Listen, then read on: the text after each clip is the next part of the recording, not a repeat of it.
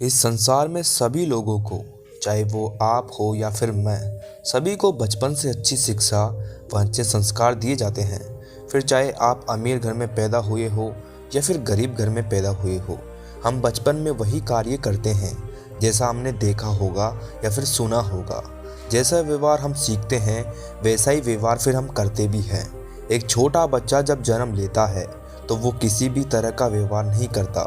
जैसे ही वो चलने लगता है, बोलने लगता है, अपने परिवार में जो देखता है वैसा ही वो भी करने लगता है। लेकिन जैसे जैसे वो बड़ा होता जाता है तो हम देखते हैं कि ये दुनिया में कुछ भी अच्छा नहीं होता है, बुरा ही बुरा होता है। आखिर ऐसा क्यों होता है जबकि बचपन में सभी लोगों को अच्छी शिक्षा व अच्छे संस्कार दिए जाते हैं? क्या आपने कभी इस बारे में सोचा है कि आखिर ऐसा क्यों होता है? ये सारा खेल हमारे मन का है। आपको पता है, जब बच्चा छोटा होता है तो उसकी इच्छाएं कम होती है, उसके विचार कम होते हैं। लेकिन जैसे जैसे वो बच्चा बड़ा होता जाता है तो उसकी इच्छाएं भी बढ़ती जाती है और फिर इन इच्छाओं की पूर्ति करने में वो लग जाता है। उसको पता भी नहीं रहता है कि उसके मन में जो इच्छा जागृत हुई है वो अच्छी है या फिर बुरी है। महात्मा बुद्ध कहते हैं कि मन ही हमारी सारी प्रवृत्तियों का प्रधान है, यानी जो भी कार्य हम करते हैं वो हम अपने मन की वजह से ही करते हैं। मन के अंदर ही इच्छाओं का जन्म होता है। आपने सुना ही होगा और ये सब कहते भी हैं कि भगवान की मर्जी के बिना पेड़ का पत्ता भी नहीं हिलता। लेकिन मैं ये कहता हूँ कि आप अपनी मर्जी के बिना, अपने मन के बिना कुछ भी नहीं कर सकते। और ये जो सारा खेल होता है वो मन का ही होता है। ये हमसे अच्छे कार्य भी करवाता है तो बुरे कार्य भी करवाता है। इसमें हमें खुशी का एहसास भी होता है, मन हमें भ्रम में भी डाल देता है, मन हमें दुखों का आभास भी कराता है और वहीं दुख के समय हमें लालच भी देता है। मन कहता है कि तुम इस रास्ते पे चलो, तुम्हारा दुख दूर हो जाएगा, फिर चाहे वो रास्ता सही हो या फिर गलत हो। लेकिन मन इसे समझ नहीं पाता। हमारा मन तो सुख की प्राप्ति चाहता है, वो तो बस ये चाहता है कि दुख कैसे दूर हो। और फिर अधिकतर लोग अपने मन की सुनते हैं और अपने मन के हिसाब से चलते हैं। जो उनका मन कहता है वो वही करते हैं। इसकी वजह से वो कई बार गलत रास्ते पर भी चले जाते हैं।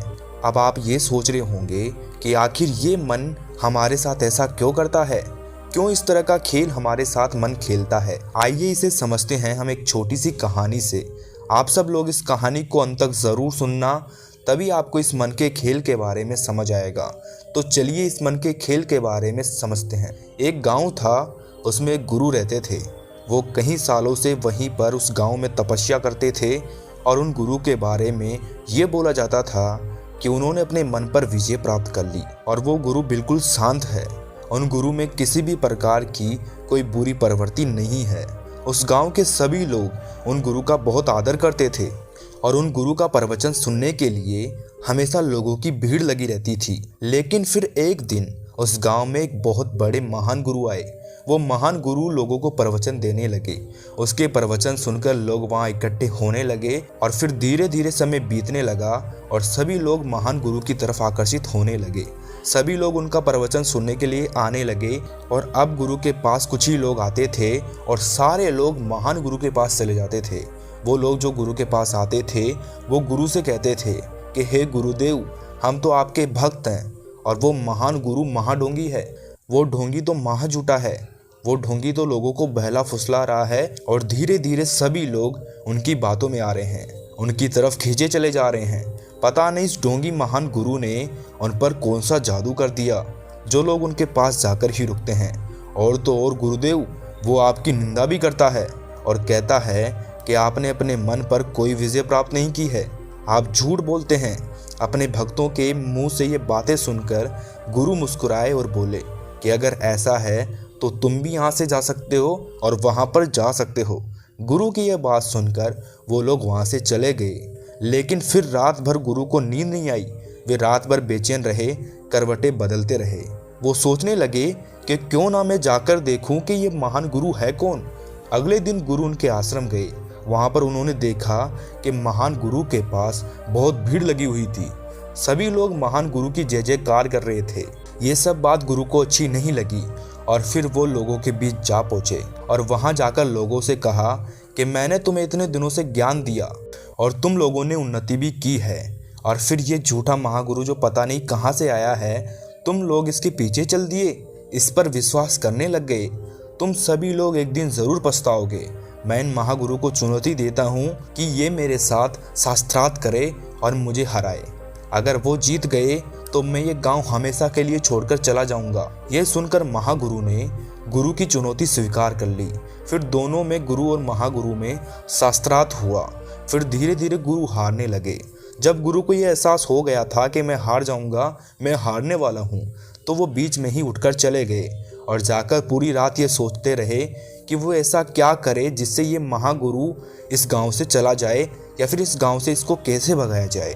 और फिर उनको भगाने के लिए गुरु ने कई प्रकार के षड्यंत्र रचे, लेकिन कोई भी षड्यंत्र काम नहीं आया। अतः जब सब कुछ करके देख लिया तो एक रात उन्होंने महागुरु की हत्या करने का प्लान बनाया और अपने हाथ में हथियार लेकर महान गुरु को मारने के लिए निकल गए। और फिर वो गुरु के आश्रम पहुंचे। वहां पहुंचकर जैसे ही गुरु महागुरु पर प्रहार करने ही वाले थे कि तभी महागुरु की आंखें खुल गई।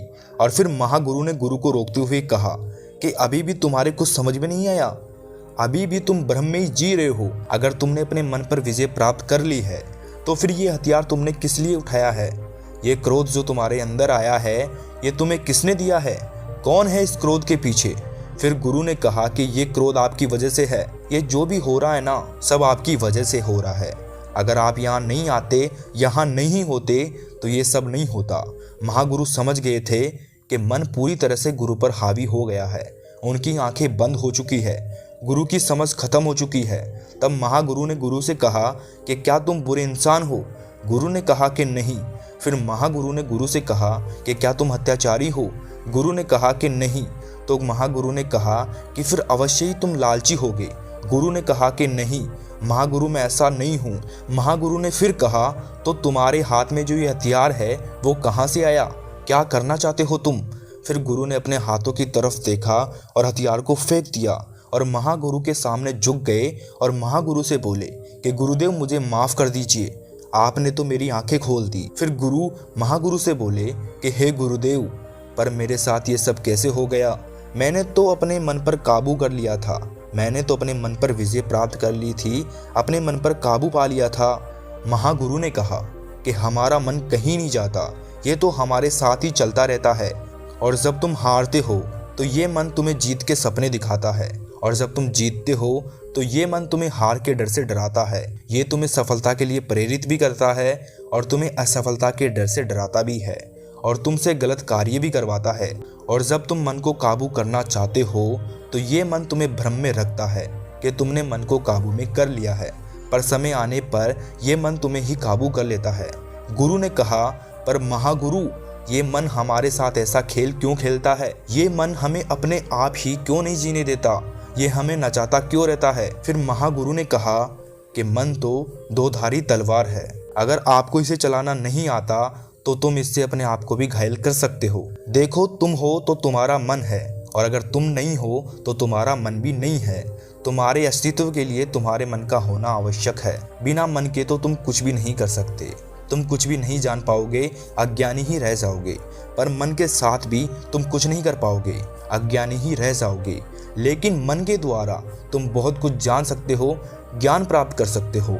गुरु ने कहा कि महागुरु, आपने मुझ अज्ञानी को वापस से ज्ञान का मार्ग बता दिया, मेरी आंखों को खोल दिया है।